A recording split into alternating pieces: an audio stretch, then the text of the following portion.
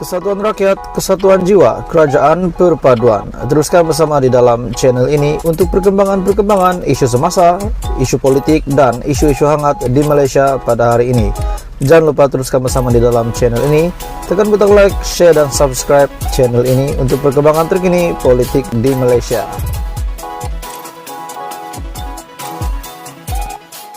Hai semua, salam sejahtera Malaysia, tuan-tuan dan puan-puan semua. Satu lagi pendedahan paling mengejutkan, dan saya pasti ini satu pendedahan yang paling tidak disukai oleh Perdana Menteri, yang paling tidak disukai oleh Anwar Ibrahim, dan yang paling dibenci rakyat Malaysia. Dan akhirnya kerajaan telah berjaya mendedahkan rasuah yang berlaku ini. Oke, baik tuan-tuan dan puan-puan semua, sebelum saya meneruskan isu hangat hari ini, saya meminta jasa baik kamu untuk tekan butang like, share video ini supaya mereka juga tahu, yang lain juga tahu tentang isu hangat hari ini. Dan jangan lupa tekan butang subscribe, tinggalkan komen. Oke, tuan-tuan dan puan-puan semua, hari ini daripada utusan Malaysia, bekas eksekutif Petronas Cari Gali didakwa terima rasuah sebanyak RM6,1 juta. Ini berita yang pasti mengejutkan Datuk Seri Anwar Ibrahim, yang pada hari ini memperjuangkan membantras rasuah di Malaysia pada hari ini. Pendedahan Datuk Seri Anwar Ibrahim pada tahun baru yang baru-baru ini telah menyebut tentang nama-nama ataupun individu, walaupun tidak disebut nama, berkenaan dengan bekas menteri dan Perdana Menteri yang terlibat pemunggahan berbilion wang kerajaan. Jadi melalui Pandora Papers juga telah disebut dua ahli politik yang terlibat di dalam menyembunyikan uang dan pelaburan aset dan kapal persiran dan sebagainya. Dan muncul lagi satu berita hari ini di mana bekas eksekutif Petronas Cari Gali didakwa telah terima rasuah RM6,1 juta.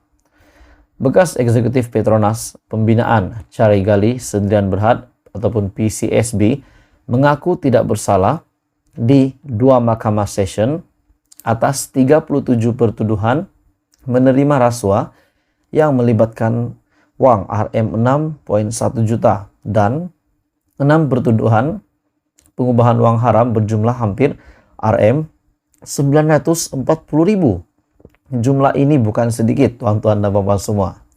Di hadapan Hakim Rozina Ayob, Muhammad Amal M. Razalan yang berumur 36 tahun meminta dibicarakan atas 37 pertuduhan menerima rasuah RM6,1 juta yang melibatkan jumlah yang berbeza di antara RM2.078 Malaysia dan RM825.000 pada waktu-waktu berlainan. Tertuduh didakwa melakukan perbuatan itu di antara 21 Desember 2016 dan juga 1 Ogos 2019 di Mebeng Berhad, Cawangan KLCC, Menara Berkembar Petronas.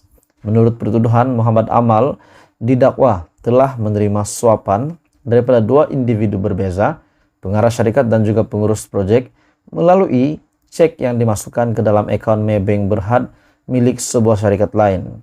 Tertuduh juga didakwa menerima suapan hasil persubahatan dengan seorang individu sebagai upah membantu sebuah syarikat kejuruteraan mendapatkan kerja-kerja penyelenggaraan bagi PCSB. Muhammad Amal juga didakwa mengikut Seksyen 16 dalam kurungan E Akta Suruhanjaya Pencegahan Rasuah Malaysia 2009 dibaca bersama Seksyen 28 dalam kurungan 1C Akta sama dan boleh dihukum di bawah Seksyen 24 Akta. Jadi berita rasuah lagi sana sini pun berita rasuah. Dalam masa yang sama, Datuk Seri Anwar Ibrahim ini mempunyai satu visi ataupun misi untuk memperjuangkan membantras semua perasuah di Malaysia tanpa mengira siapa. Jadi ini satu lagi berita buruk yang diterima Anwar Ibrahim. Jadi apa komen Anda berita hari ini? Teruskan bersama di dalam channel ini untuk perkembangan politik seterusnya. Hai semua, salam sejahtera Malaysia. Tuan-tuan dan bapak semua, selamat datang ke channel Fels Lifestyle. Terima kasih sentiasa menyokong channel ini. Tuan-tuan dan bapak semua, satu soalan yang saya nak tanya sebelum saya meneruskan hujah hari ini. Adakah Zaid Hamidi perlu ditukar sebagai Presiden UMNO? Ataupun adakah Zaid Hamidi perlu dikekalkan? Setiap komen Anda, pilihan Anda boleh komen di bawah, supaya kita boleh bertukar pendapat. Sekiranya saya diajukan soalan yang sama, saya akan jawab mana-mana pun oke. Disebabkan kedua-duanya mempunyai kebaikan. Sekiranya Presiden ditukar, Zaid Hamidi ditukar, sudah pasti pemimpin yang baru akan membawa pembaharuan kepada UMNO. Itu pandangan yang pertama. Namun pandangan yang kedua, tidak semestinya yang menukar itu, yang menjadi presiden baru itu boleh memberi pembaharuan yang baik kepada UMNO. Jadi yang kedua, teman-teman semua, sekiranya Zaid Hamidi kekal, mungkin Zaid Hamidi akan boleh membantu ataupun menjadikan UMNO lebih baik hari demi hari, disebabkan beliau hari ini adalah timbalan Perdana Menteri. Tuan-tuan dan bapak semua, sebelum saya meneruskan, jangan lupa tekan butang like, share video ini kepada seluruh Malaysia supaya mereka juga tahu isu hangat ini, dan jangan lupa tekan butang subscribe. Banyak spekulasi yang mengatakan mudarat besar sekiranya UMNO tidak mempertandingkan dua jawatan tinggi tersebut, Presiden UMNO yang disandang oleh Zaid Hamidi pada hari ini, dan juga timbalan Presiden UMNO yaitu Muhammad Hassan ataupun Tokmat.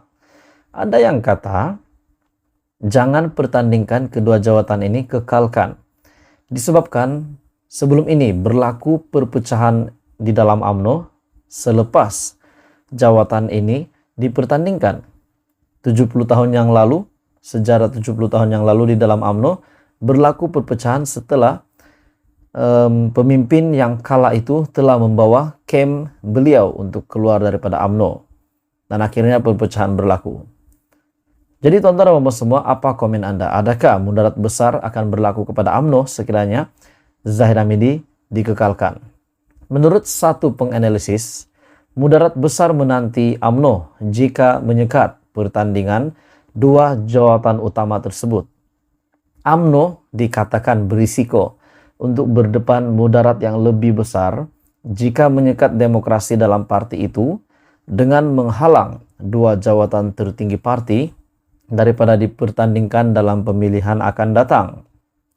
Ketua UMNO bahagian Alor Setar, Datuk Yusof Ismail, menegaskan alasan untuk memelihara kestabilan yang digunakan pihak tertentu bagi menyekat pertandingan jawatan presiden dan timbalan presiden tidak berasas dan memualkan.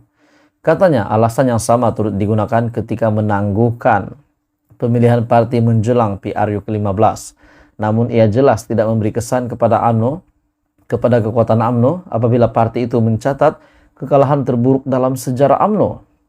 Beliau juga mendakwah mudarat lebih besar akan menanti UMNO jika dua jawatan tersebut tidak dipertandingkan, yang mana UMNO akan ditolak oleh parti dan rakyat secara keseluruhan. Alasan yang sama sebelum PRU 15. Kononnya untuk pastikan parti kuat dan menang.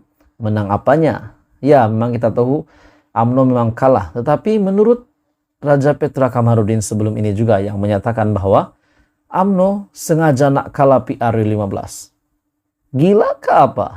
Maafkan saya tuan-tuan dan bapak. Tetapi saya berpikir, adakah parti sebesar ini, parti yang berpengaruh di Malaysia ini, sengaja nak kalah dalam pilihan raya umum hanya untuk menggulingkan seorang pemimpin di dalam UMNO, yaitu Ismail Sabri? Adakah benar-benar Zaid Hamidi dan kepimpinan yang lain benar-benar bersatu untuk menggulingkan Ismail Sabri? Menurut Raja Petra, itu adalah matlamat utama UMNO untuk menggulingkan Ismail Sabri Yaakob pada ketika itu, dan di mana Ismail Sabri adalah calon Perdana Menteri untuk Barisan Nasional untuk UMNO. Jadi adakah relevan apa yang dinyatakan oleh Raja Petra, di mana beliau mengatakan bahwa matlamat utama UMNO adalah menggulingkan Ismail Sabri, sebab itu sengaja nak kalah? Adakah begitu pula tuan-tuan dan bapak semua? Apa komen Anda? Jadi menurut Ketua UMNO bahagian Alor Setar, Datuk Yusof Ismail menegaskan jawatan Presiden UMNO dan timbalan Presiden UMNO perlu dipertandingkan. Jadi apa komen Anda? Adakah Zaid Hamidi perlu dikekalkan, Tokmat perlu dikekalkan, ataupun kedua-dua mereka patut ditukar untuk memberi reformasi, pembaharuan kepada UMNO.